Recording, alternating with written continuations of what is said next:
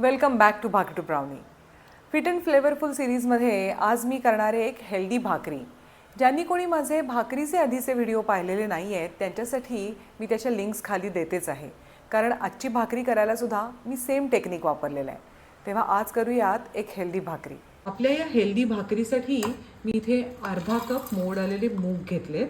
त्यामध्ये या थोड्या लसूण पाकळ्या, 2 हिरव्या मिरच्या, थोडी स्वच्छ धुतलेली कोथिंबीर आणि थोडं दही असं आपण पाणी न घालता मिक्सरमधनं बारीक वाटून घेऊयात. मी इथे अर्धा कप पाणी उकळायला ठेवलंय. पाण्याला उकळी आल्यावर त्याच्यात मीठ घालूयात चवीप्रमाणे.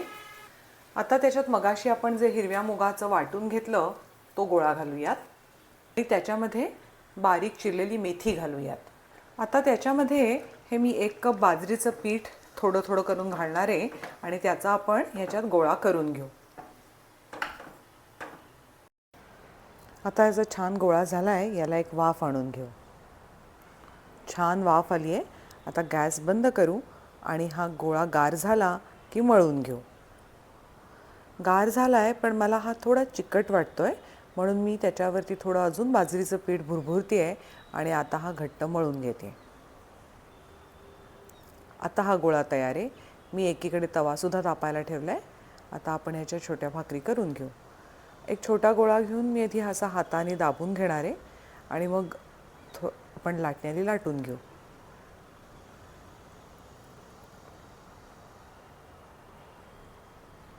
आता या तापलेल्या तव्यावर टाकूयात.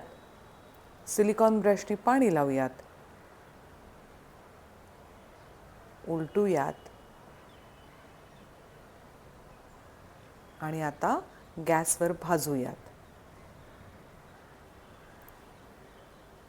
अशी ही आपली भाकरी छान टम्म फुगून तयार आहे.